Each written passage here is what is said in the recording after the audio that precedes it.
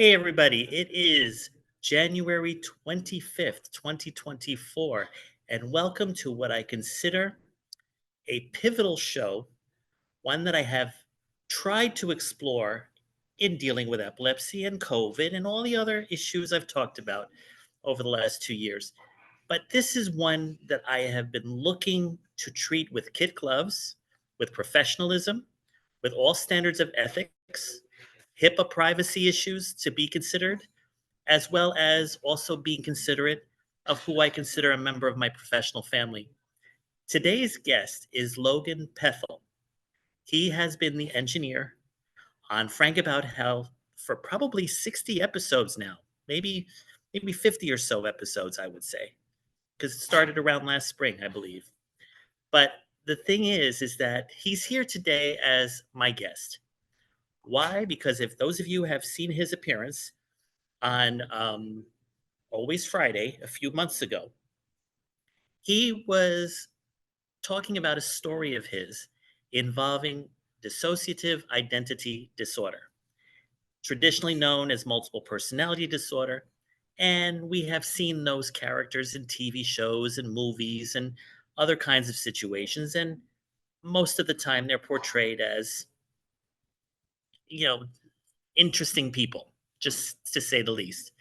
But why I consider Logan being part of this show and being an educator of the disorder is because he is living his life with it and his 16 alters, I believe. I believe it's 16, Mensa Mensa, give or take, but they're fully integrated. They know each other very well. They communicate with each other. When one alter takes over, the others watch and live and experience what's going on.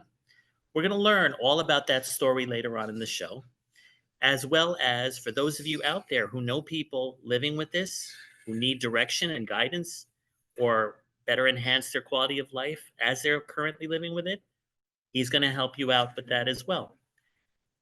It is a story, and as such, I can talk about in this first segment of Frank About Health the clinical disorder that it's labeled as. But for the remaining 45 minutes of the show, you're going to get an education. And in some cases, it might be entertaining, but it's definitely something that I'm looking forward to learn from.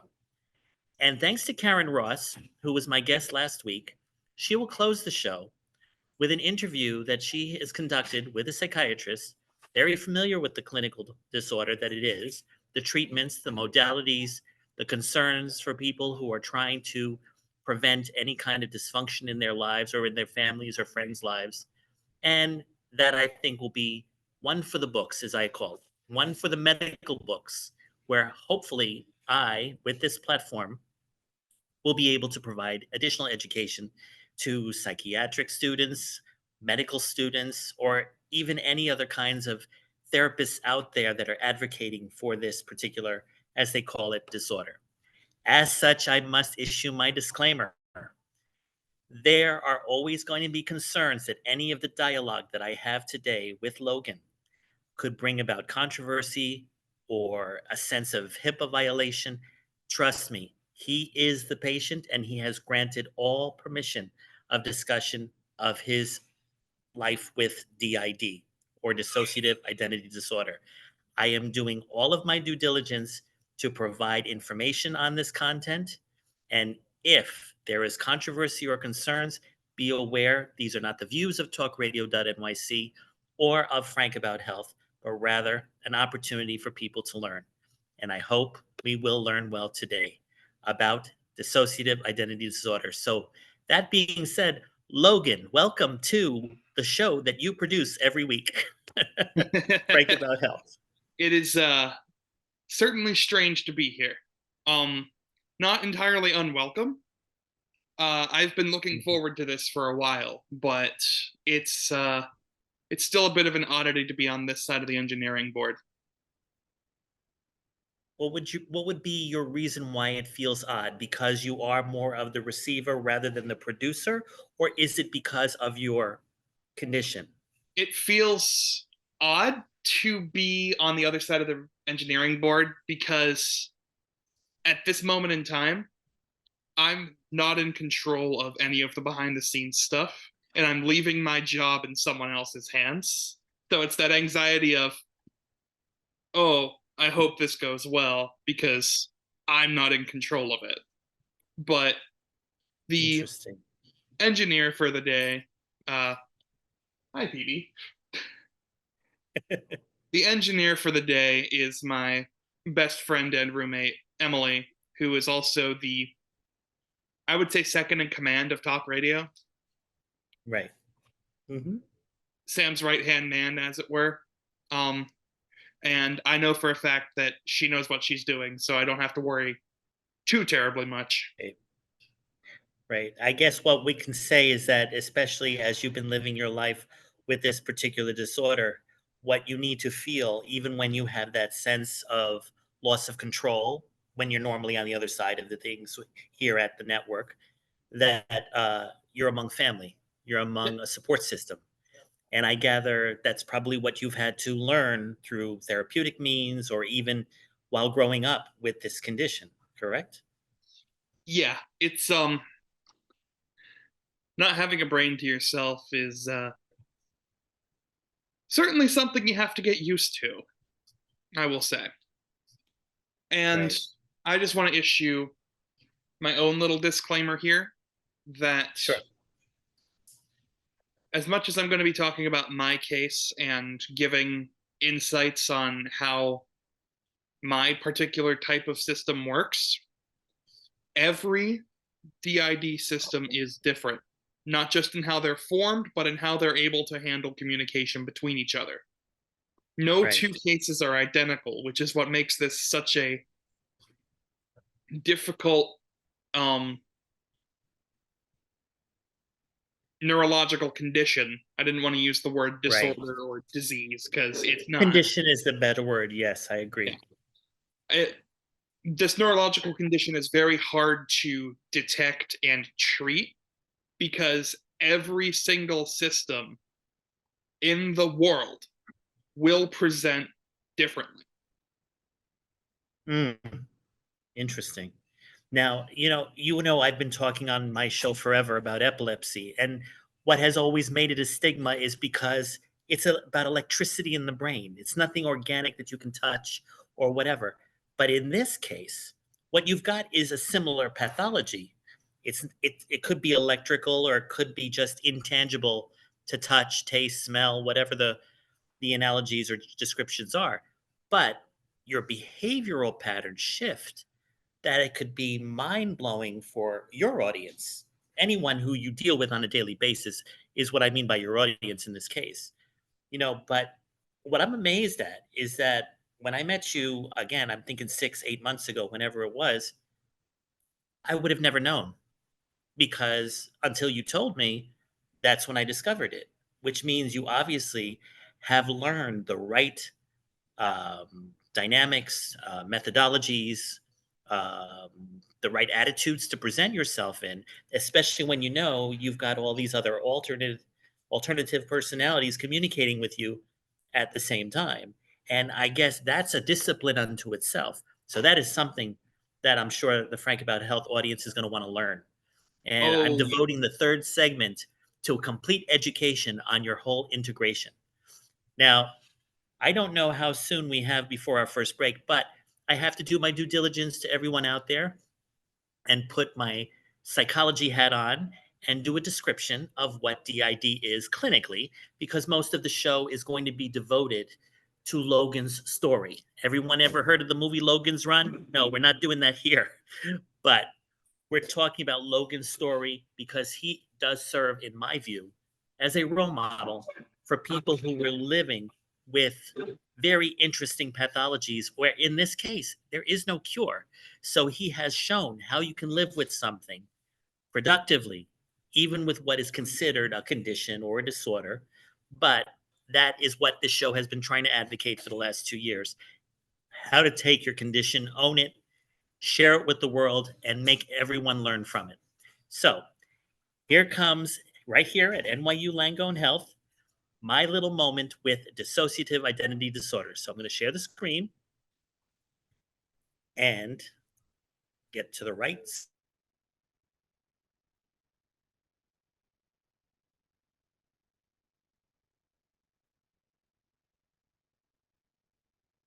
Frank? Well, it appears we may have misplaced Frank somewhere in the web of the internet. Um, I was not prepared for this. Uh,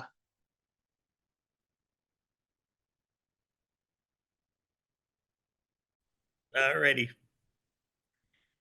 So, as I was about to say, in terms of DID, here we are at NYU Langone Health. It is a medical school as well. So, I'm going to give a medical education on DID. But if you bear with me, I'm going to be reading from my phone. Again, I'm not a psychiatrist. I don't pretend to be. And I want to be able to give the respect to Logan and describe his disorder with articulate quality as well as full representation. Because again, what I'm going to read is the opposite of what Logan currently lives with. So, DID, or formerly called multiple personality disorder, is a mental health condition. If you're living with it, it means you have two or more separate identities. These personalities control your behavior at different times. Each identity has its own personal history, traits, likes, and dislikes. It can lead to gaps in memory and hallucinations. Dissociative identity disorder used to be called multiple personality disorder or split personality disorder. It's one of several dissociative disorders, and they affect your ability to connect with reality. Others include depersonalization or derealization disorder and dissociative amnesia. I am glad to say, as I'm sure Logan will explain later, he does not suffer from those traits. That's why it is safe to know that having DID is something you can live with, and at the same time, something people can learn from. It only affects 1% of the population, so it's not very common. And while people may see people with hallucinations and depression and anxiety and other common mood disorders that people portray, it sometimes can be a reflection of DID and in other cases not. The only commonality with DID is that it originates due to a trauma. The trauma could be a physical one, it could be PTSD regulated, it could have been based on being in a car accident and suffering a head injury. We will learn more about if there was such a case with Logan. Simultaneously, I'm interested to learn, and I think Karen is on the road trying to discover if there's a genetic basis in it, and we will learn from her later on in the show. So, that all being said, I'm not going to talk any more of the negative attributes of it. That is for people who are looking for treatment. I just wanted to explain to everyone that this is an interesting psychiatric condition that can affect behavior and mood and quality of life. But we're going to learn throughout the rest of the show how Logan has been living a high quality of life with it. So, Logan, did I do you service? yeah, there's just one thing I want to clarify real quick that Sure, entry sure. didn't really touch upon. Not all dissociative identity disorder systems are formed through trauma. Okay. There is a there is a big divide in the DID community between the two primary types of systems. There are the Okay. traumagenic systems, which are what you just described, formed through some kind of physical or mental or emotional trauma. Okay. Then there are endogenic systems, which are like much more of a discussion to have on Sam's show, where they're more like you open your mind to the possibility of being more than what you are, and it creates or lets in personalities and memories that are floating free. Very interesting. Wow. Now, is that meaning that the individual that is already predisposed to being a DID patient is welcoming the alters to come in and actually pivot their lifestyle to welcome alters into their world? Yep, that is another term for alters in an endogenic system is tulpa. Okay. I don't know if you've ever heard of tulpomancy, but it's the manifestation of a separate identity for sake of handling different situations. Very nice. I Endogenic mean, I know I've heard of systems people. endogenic Yeah. systems are more practicers of tulpomancy, whereas traumagenic systems are more, you know, my brain was damaged and it split off in several directions to become what it is. I personally Interesting. am a traumagenic system, Okay. but I've met a couple of endogenic systems in my time as a D.I.D educator on social media. Very nice. Very nice. By the way, are you considering discussing your condition with on Sam's show? Because I think you should at some point. Potentially. I just have to see if Sam wants me to do it at some point. Sure, sure. Hopefully, the way that this show comes across to the listeners and viewers out there, um, it may warrant it. So I'll have my fingers crossed on that one. I see we're 1 minute to break. So, ladies and gentlemen, for the remainder of the show, once we return from this first break, we are going to hear Logan's story, and we are going to learn about his life with his alters, and he's going to educate us all on living a high quality of life with dissociative identity disorder. So, everyone, please stay tuned right here on talkradio.nyc, as well as on all of our socials: Facebook, Twitch, LinkedIn, and YouTube. And we'll be back in a few. Are you a conscious co creator? Are you on a quest to raise your vibration and your consciousness? I'm Sam Leibowitz, your conscious consultant, and on my show, The Conscious Consultant Hour Awakening Humanity, we will touch upon all these topics and more. Listen live at our new time on Thursdays at 12 noon Eastern Time. That's The Conscious Consultant Hour Awakening Humanity, Thursdays 12 noon on talkradio.nyc.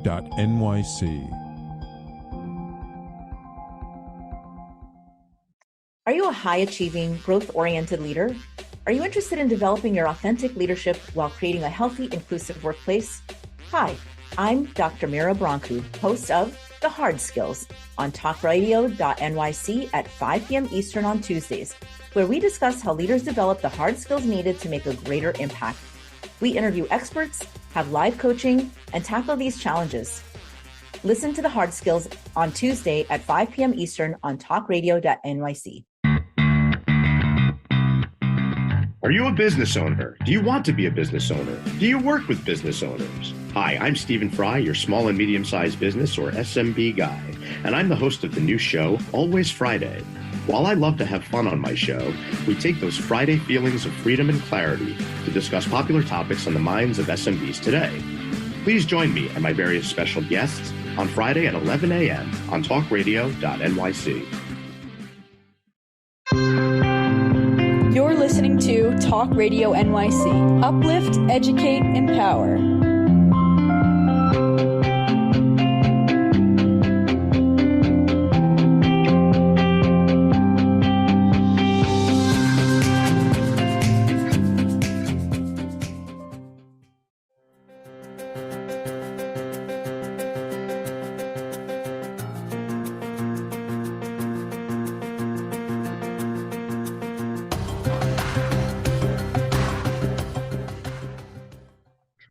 Welcome back, everybody. As we've already just talked about in the first segment, this episode is about living life with dissociative identity disorder, pretty much in the ways I've always tried to explain living life with epilepsy. But this is an interesting condition because it can completely manifest your whole life on many levels, from personal to professional to just connecting with others. And I gather, if anything, being an epilepsy patient or living my life with epilepsy, that's one sense of management that I can relate to Logan on, but I still have a lot to learn from his story. So this segment is totally devoted to his story. So Logan, you mentioned in the last segment that you are based in a traumagenic system. Would you feel comfortable in explaining what that trauma was, or even just what category it followed and how it manifested your condition? Okay. This is going to get very personal, and I know Again, that. if you feel comfortable in Oh, discussing it. I'm entirely comfortable explaining it. I've explained it before. Okay. I'm just Okay. going to say that I know that my mother and potentially siblings are listening to this episode, and they are not a major cause, but at least a contributor to some of the trauma I experienced growing up, just because I'm going to be completely frank with you here. My family is a dumpster Okay. fire. Okay, now I guess that's the way they've lived their life, or did they deal with They are abuse or they are a homelessness or mess. They've hmm, been trying their best to get better, but I have had to cut contact with so many of them just because there is no hope of them changing at all. But that's not what we're here to understood? talk about. Right, right. So,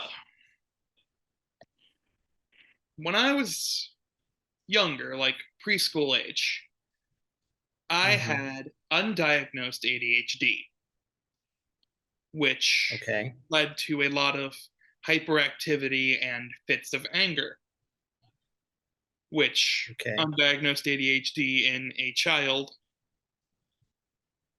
can do. Becomes a trigger. Yeah, I one of Mhm. the very first instances of an alter forming was the fact that I don't remember doing this, but at some point in preschool, I was put in timeout for some reason or another. And I'm not proud to admit this, but I took the timeout chair and I wung it across the room and put my teacher in the hospital. Wow. That Wow. was the first time that a fracturing of my psyche happened that led to what would eventually become one of the first alters. So it can Okay. happen anytime for any reason. Right. Whether childhood or adulthood. Yeah.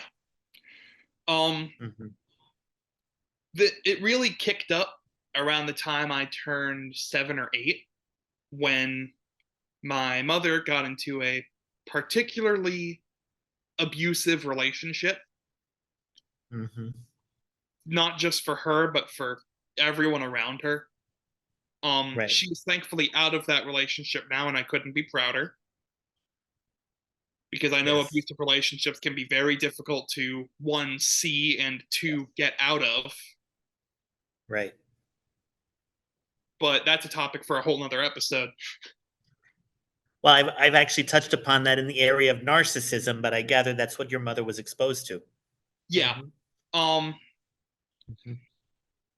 but that's when that same fracture of my psyche that formed in preschool kind of started to take more of a malleable shape. There would be Interesting. bursts of just raw emotional output that would happen, and then I'd blink and I wouldn't know what happened. Wow. Complete emotional blackouts Huh. formed as a trauma Incredible. response to physical and mental abuse. It's like you were checking out, Yeah, basically. entirely. That's where the Mhm. dissociation of dissociative identity disorder comes from. You can Right. just completely check out, and by the time you check back in, everything could have changed and it could have been 13 hours since last you looked. Right. Right. Though not every alter in a traumagenic system forms because of a type of trauma.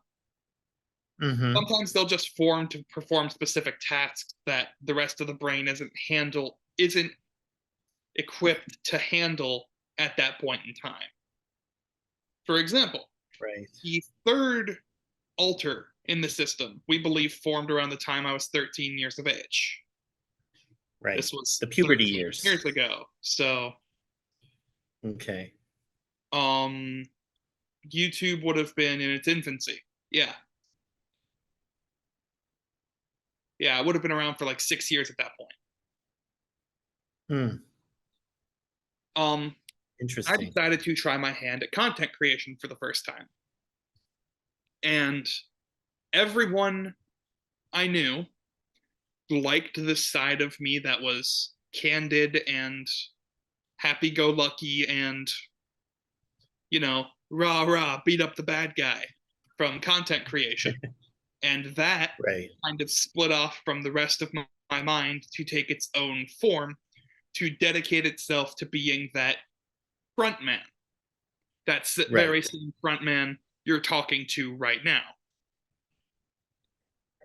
Interesting. So it's your protector, the protector part, making sure that your brain, which had done all this splitting off, was trying to maintain the pieces so you can still function at as maximum capacity that you can.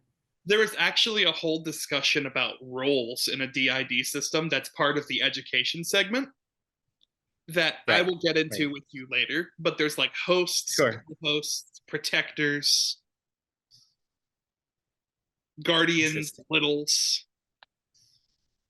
Like, there are so many different possible roles that someone can take in a system, and the roles can change and shift depending on how someone views their mental scape. Sure. But yeah. Fast forward to college, where I met Emily and all of my other super close friends that I have now, whether they were in person or over the internet. Right. Sorry, I keep looking over to the side. My cat's on the counter.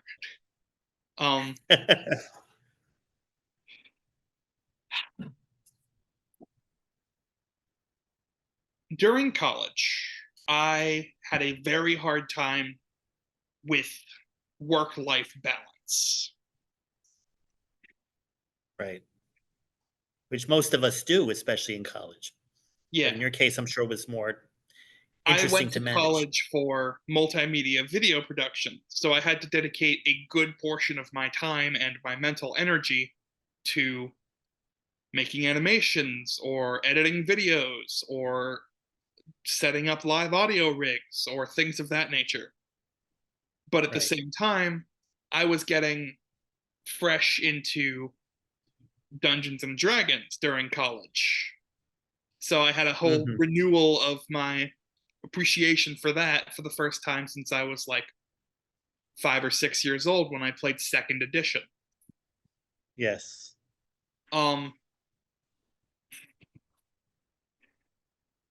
So another altar formed during college, and that was when we started realizing, before this point, we hadn't even considered the possibility that we might be a D.I.D. system. Oh, wow, this show flies by.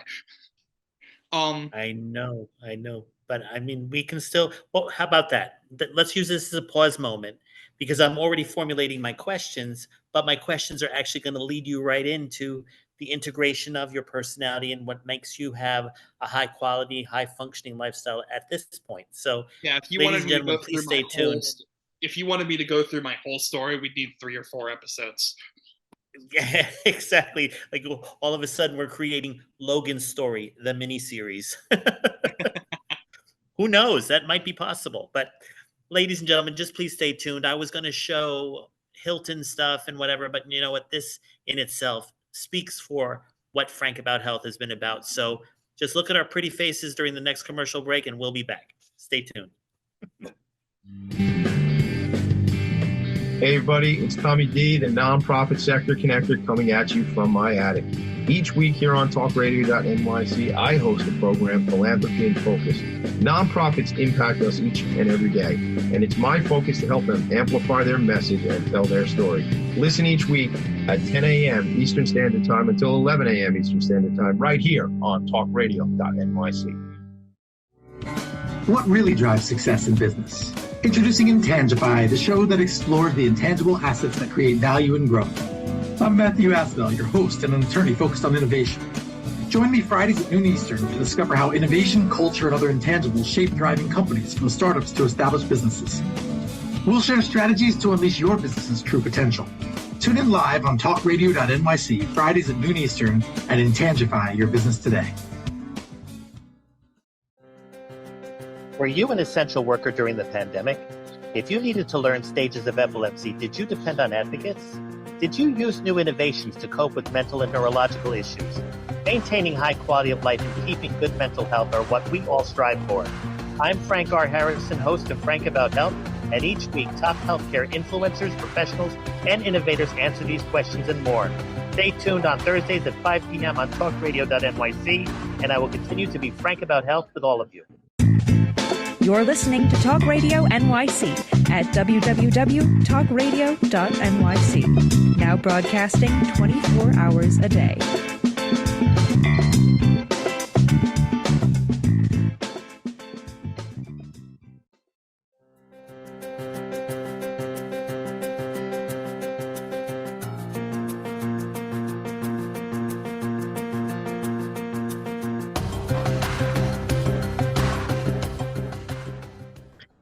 Hey, everybody, and welcome back. For those of you who just heard my commercial, I would like to give another kudos to Logan Pethtel for helping me produce that commercial. For those of you who remember me saying, in a post-COVID world, well, forget post-COVID. We're in a new world. It's a new year. But that whole show, that whole commercial could not have been produced as fine-tuned and focused and as articulate if it wasn't for Logan, considering the many times we went through editing and all that stuff. But you know what I'm really trying to say, Logan, that even if you are living with D.I.D, like I say, for those living with epilepsy, it is a gift in a way because it makes you more precise in your talents. It makes you more gifted in the way you contribute your content creation or even just the way you communicate. And so for that reason, I thank you and your alters for being you. So continue sharing your story. All right. So I'm going to skip ahead a little bit. There are 17 of us, and if I tried to label all of them, we'd be here for years. Okay. So the most standout ones that happened were the ones that formed during my own unhealthy relationships. Mm-hmm. And possibly the most excellent example of traumagenic system that I have was the formation of core. Core, the thing about D.I.D systems is that every alter in them can be so incredibly different gender identities, sexual preferences, ages, races. For example, Core is an android. Wow. A completely work-dedicated robot that formed when I was working as a customer care representative with a particular company. Mm-hmm. And Core formed sort of as a stress monitor. I'm not good at handling customer care. Okay. And I was stressed out all the time.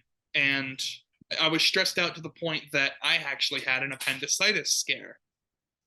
Because I was stressed out enough that my body was actively rejecting existence. And Core formed to basically be like, stress levels abnormal. Cease activity.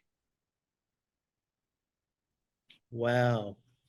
Now, when you just quoted Core, was that Core doing it, or did you say, were you speaking on his behalf? I was speaking on its behalf. So that is a process of integration. You're actually able to work together. That's the whole thing that D.I.D patients or people living with the condition are trying to do. When there's really no cure, it's a matter of getting all your pieces together again. Right.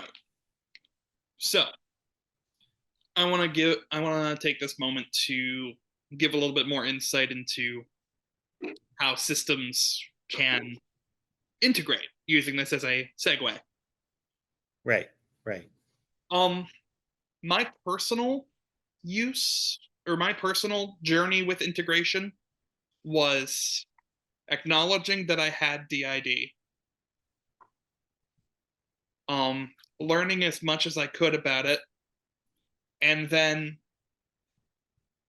crafting and recrafting our own internalized mental scape where everyone can freely wander about and just have their own lives inside of our little brain bubble. Right. My personal interior mental scape is, I'm sure you've seen images around of those like steampunk style airships with like, where it's like a Viking boat with a blimp on it. Yes. It's one of those. Yes. It's one of those, and there's a peg on the helm at the front end for every single one of the altars. Interesting. Was it a doctor that described your condition to you? Were you having a hospital stay when you realized the condition you were living with? How did you finally discover that? Funny enough, I discovered it through having a good support network of friends. Mm-hmm. And a family friend was actually like, yeah, a lot of what you're going through sounds like this. You should look into it. And I started looking into it, and, you know, all the symptoms started lining up. The emotional blanking, the, you know, restless nights or too restful nights, the ability to split my attention as cleanly as I could. It all kind of led to me realizing I had D.I.D. Interesting. Now, something I would like to say about D.I.D. is that don't trust media interpretations. I don't.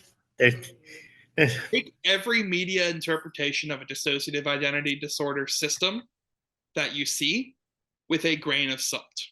There are a few good examples out there, but most of them are not great. The first example that comes to mind of good representation of how it handles is Marvel's Moon Knight. Moon Knight is a superhero with dissociative identity disorder and 3 different altars, one of whom is a tulpa of the Egyptian god Khonshu. Interesting. It's handled very well. And I hope it gets renewed for a season 2, but that's neither here nor there. A bad example of dissociative identity disorder being displayed in media is the movie Split. I don't even remember that movie. When did that come out? I'm not entirely sure when it came out, but I know that it's a Jekyll and Hyde type movie where the guy has D.I.D. and doesn't know it, and one of his alters is a big, scary serial killer. And it's bad. I'm pretty sure it's understood. Split came out in 2016. Really? That recent? Oh, I see. Interesting. Again, it must have been noticed. Go ahead, say it again. I'm pretty sure Split was made by M. Night Shyamalan. Okay. If I remember correctly. I might be confusing that with something else, but yeah. Media interpretations tend to utilize the stigma and the scariness of you don't know what you're doing when your altars are out front to use it as a fear factor in horror movies and serial killer movies and things of that nature. But I'm sick of seeing the condition demonized. Well, yeah, I mean, it's unfortunate, but that's what sells. And that's why if anybody's ever going to really do a significant justice of media interpretation, it should be done, whether it's documentary style or whether it's done by a doctor or psychiatrist, or whether it's done by someone like yourself who is integrated and understands it and can mirror it to the right actors and the right director and so forth and so on. So who knows? Maybe you've just already earmarked a project of your own for the future. I would be lying if I said I hadn't been thinking about it. I've also been thinking about making a video game surrounding the idea of dissociative identity disorder. And, Right. Putting it on Steam for free. It's very early stages, but it'd be a good introductory method to teach people all about the condition and to hopefully start removing the negative stigma around it. Right. Now, prior to your integrative process, did you suffer symptoms like seizures or severe depression or suicidal ideation because you didn't know what was going on, or were you able to somehow cope with all of that? Seizures? No. I am lucky enough that never in my life, as I'd say, knocking on the wooden table, never in my life have I had a seizure of any sort. I am thankful to be able to say that. Yes. However, the depression, the suicidal ideation, the just feeling like I was alone, and quite frankly, feeling like I was a psycho because there was no good educative material Right. on D.I.D. that I had readily available at my fingertips as, knee-high little Logan to understand what I was going through. And I really couldn't explore it until I got into a place where I was free from my, I don't like using this word, but free from my shackles of my little secluded rural hometown, where I grew up separated from most of the people in the city and only really saw people in the city when I went to school. Right. I can understand the feeling of restriction, limitations, being boxed in. Yeah. But when I got to college and met all these wonderful people that have changed my life for better or worse, mostly for better. Yeah.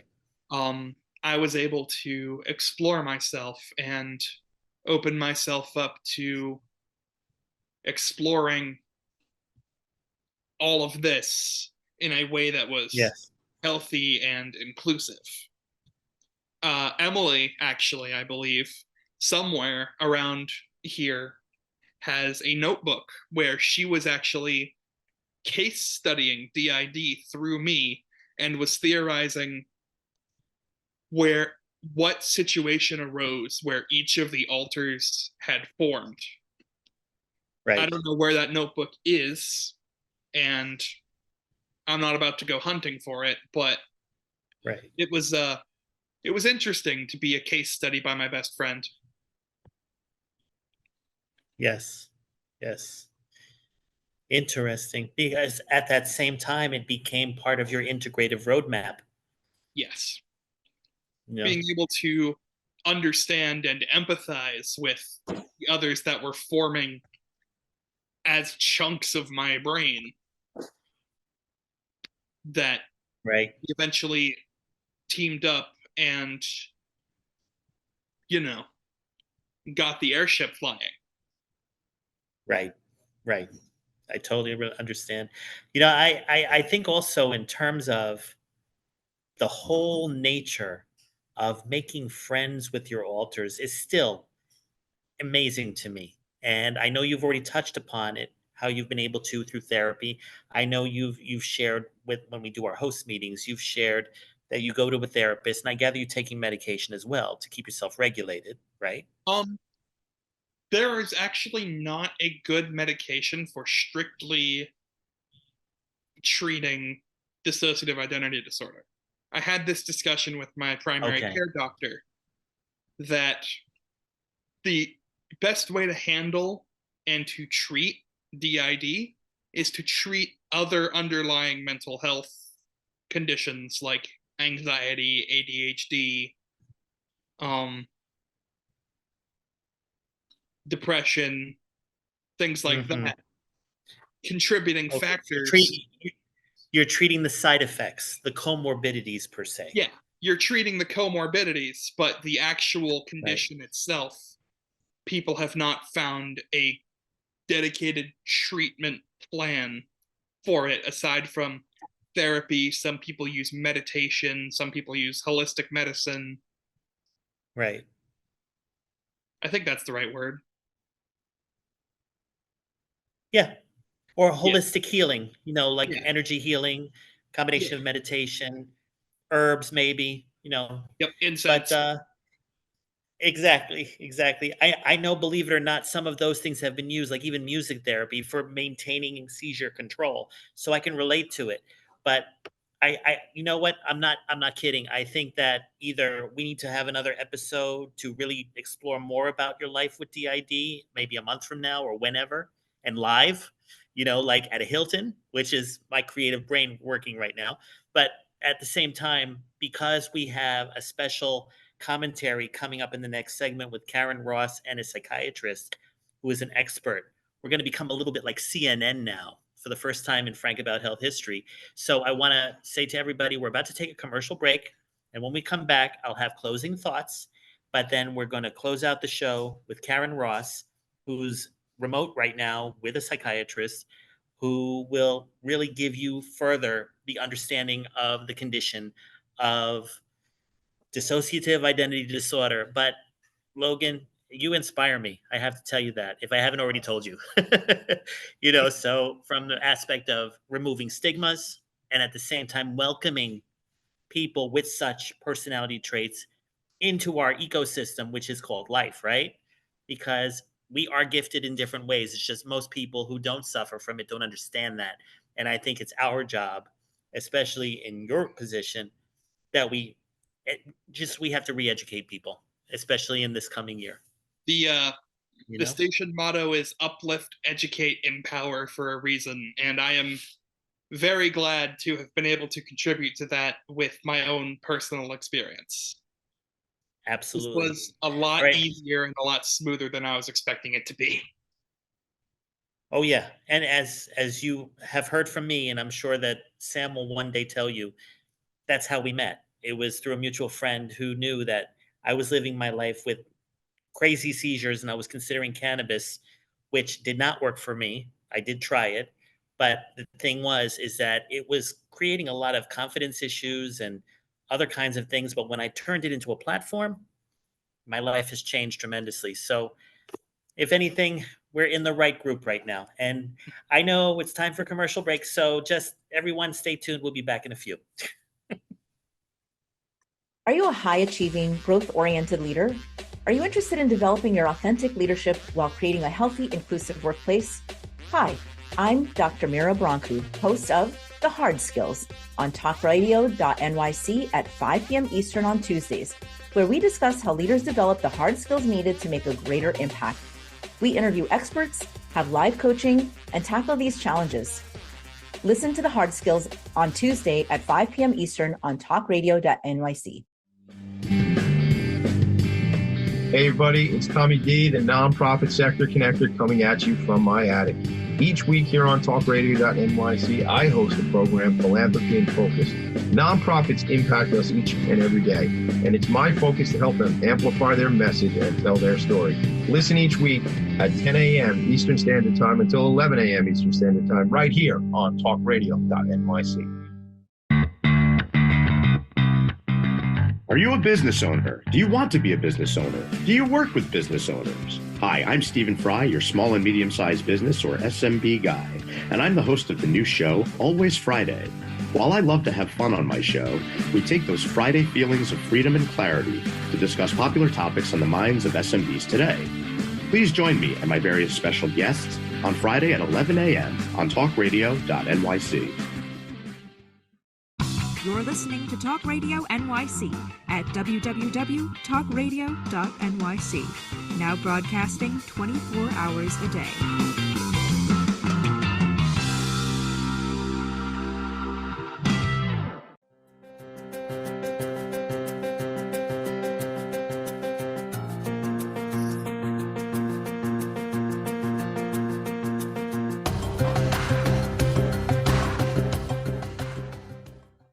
Welcome back to Frank About Health. What a great interview with Logan and about a most compelling topic. Well, I'm Karen Ross, a hypnotherapist and a monthly co-host with Frank, the first Thursday of each month.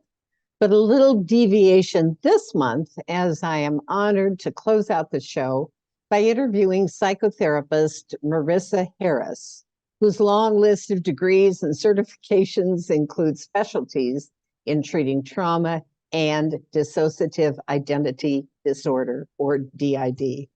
Marissa, welcome to Frank About Health, and thanks for sharing your expertise on D.I.D. Yeah, thank you so much for having me. Yes, it's great. But first, take just a moment. Tell us a little bit more about your background. Yeah, well, I have been in the field of mental health and forensics. I think this year is 25 years, so it's been a long time. So I've had a multifaceted experience working with individuals in the criminal justice system, prisons, all the way down to veteran affairs. So, and most of the time it's all been in mental health in relation to trauma. So that's one of the specialties that I honed in on, and specifically related to dissociative identity disorder or other stress conditions. And so through that, I went through like a series of trainings, working with doing sensory motor psychotherapy, internal family systems, Janina Fisher's trauma-informed stabilization treatment, EMDR, just to kind of name a few. So I would say that's a pretty well-rounded background to bring to the table today. So we really appreciate your professional expertise. So why don't we start at the beginning? We know that Logan and Frank have already talked about D.I.D, but from a psychotherapist perspective, what is the actual definition or description of D.I.D? yeah, so, well, it used to be called multiple personality disorder, but that got changed in, I think, 1994 in the DSM. And I think partly because it really didn't fit what dissociative identity is. It was sort of misleading because dissociative identity disorder is really a fragmentation of identity. And so what it is really the body dissociates from like thoughts, memories, emotions, or different aspects of identity. But essentially, DID is generally considered a response to stress, and often chronic psychological distress that stems from chronic childhood trauma, such as sexual abuse, physical abuse, or other emotional types of abuses. Okay. Well, what are the symptoms? I mean, what should someone be watching for, either in themselves or maybe a family member, even a friend? What should they be watching for? Well, there's usually 5 particular symptom clusters, or what I would call them. One of them being like dissociative amnesia, and that usually means that there is like a large gap of missing time, typically after the age of 9, and that isn't ordinarily related to just forgetfulness. And then the second one is what they call dissociative fugue, and what that is finding yourself or oneself in an unfamiliar location with having no memory of being there or anybody else that is there. Another component to that, the third one, is depersonalization. And what that is like recurrent feeling of being detached from one's own thoughts, feelings, or sensations or actions. The fourth one is derealization. And that usually is when someone experiences other people or familiar surroundings is almost unreal, kind of like a 3D image of what it looks like, the world around them. Another component, the last sort of component to that, is identity confusion. So someone, they might ask like, who am I? Or this doesn't feel like myself. They might look in the mirror and it's like they don't know who they are. And often those, there are other little components to that. For example, there is what they call implicit memory. So the symptoms come up in relation to like re-experiencing. So they might feel like they are in that intrusive thought, or that person is remembering the abuser, or almost kind of like a visual experience of that. And that is usually because that person is like reliving that trauma. So you've mentioned trauma a couple of times. So we know that that is a definite component. Is there also a genetic component to the condition? Yeah, that's kind of like one of those things where there isn't a lot of evidence related to that, because it isn't sort of what they would call like a genetic condition, or per se like directly inherited through genes. They do talk a lot about epigenetics, or how trauma or environmental factors or like experiences or exposures could influence that. And then they talk about what they call transgenerational epigenetic inheritance. It's a really long word. Yeah, I'd say so. Essentially, it's like, how does trauma get passed through like generations of individuals? And oftentimes that can be related to what they call trauma reenactment. So if a family member or a parent is not self-aware of their traumatic experience, like they've dissociated it, they compartmentalize that, but they might be responding in other different behavioral ways, that can unconsciously or consciously get expressed through like your children or other people who in which you are raising as well. I've heard different references, like personalities, alters, parts. Can you kind of define that, clarify? They're all like synonymous terms. I think when I utilize the word parts, so think about being ambivalent. I'm not sure if I want to have turkey or chicken tonight. That could be potentially two particular parts. Maybe that's a generic version of it, but I don't know what to do about a situation. That is two parts of ourselves. I often find myself saying, when I have to make a decision, a part of me wants to do this, but there's a part of me that would rather do this. And I just often use that terminology. Mm-hmm. Yeah, and often people believe that we all have unique consciousness, one mind that experiences the world, and that is not the case. There's a whole research about multi-consciousness. I think Logan talked a little bit about that in the when he was talking about traumagenic systems and the different components, like the two different types of that. And multi-consciousness is every single person experiences that. We all have different parts of ourselves that interact in the world and how we present ourselves. Okay. Now you mentioned Logan. Yeah. Give us some of your feedback. I know you saw Logan's interview with Frank. Give us some insights from a psychotherapist's perspective of Logan. And what did he say? He has, give or take, 16 parts or alters? Yeah. I don't treat Logan. I just want to emphasize that. But, and I don't really want to completely speak on his behalf, but one thing that I did notice and what was observed is he mentioned the word integration. And integration, how I see that term is sort of how someone would merge different identity states between what would normally be considered like the boundaries between one state and another state. There isn't as much distinction.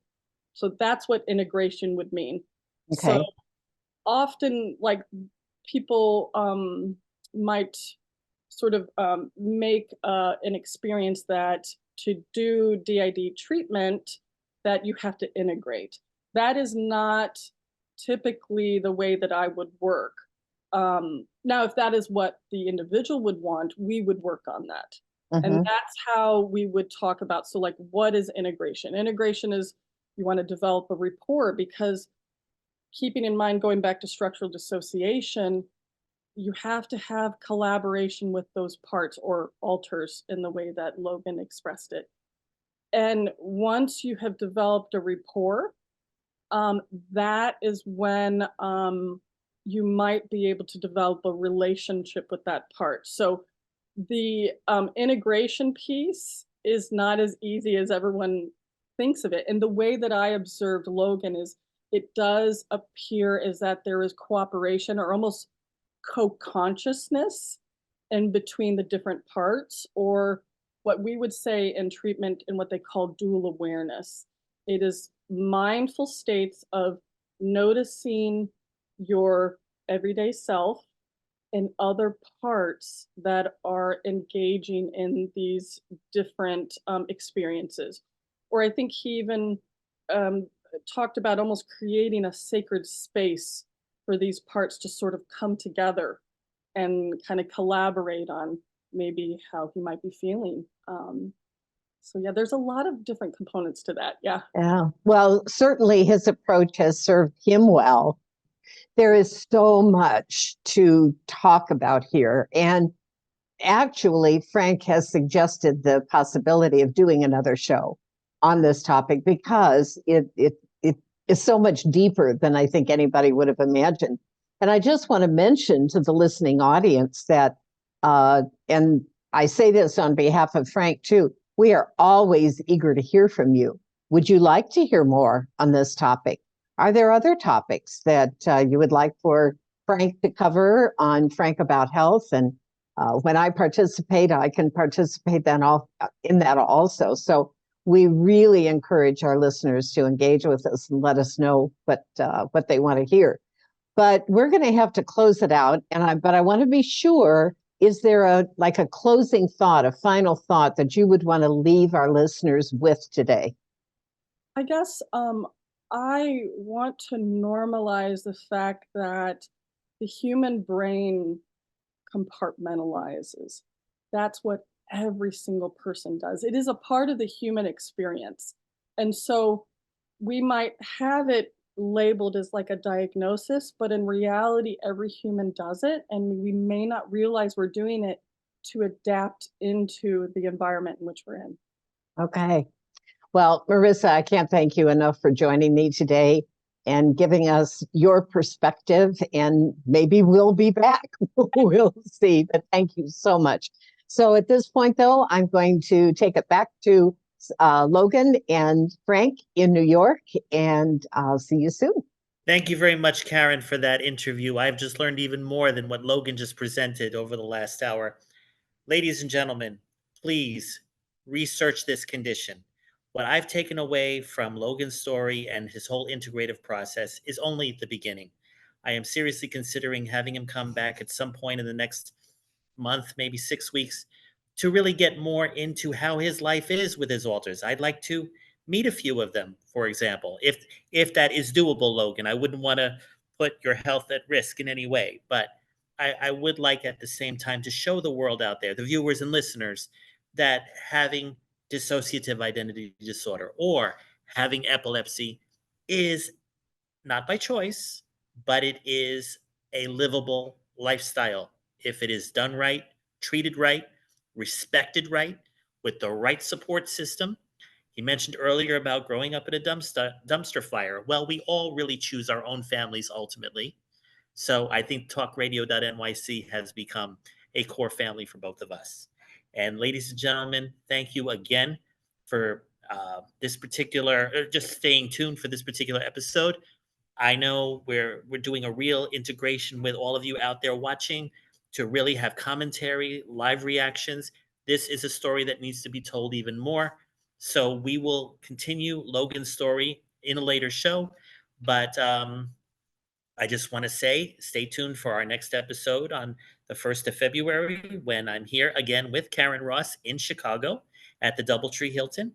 And that's it. But thank you for paying attention. Oh, yes, tomorrow's slate of shows. We start with Philanthropy in Focus with Tommy D. We go with Stephen Fry's Always Friday. We close out the week with Intangify and Matthew Asbell. Next Tuesday, Mira Branco and the Hard Skills. And then after next Thursday with Sam Leibowitz and the Conscious Consultant Hour, I will be live from Chicago with Karen Ross. That all being said, thanks for being here today. Thank you, Logan, again, for all that you do, even behind the scenes. And thank you, of course, to Emily as well. And I'll see you next week. Take care.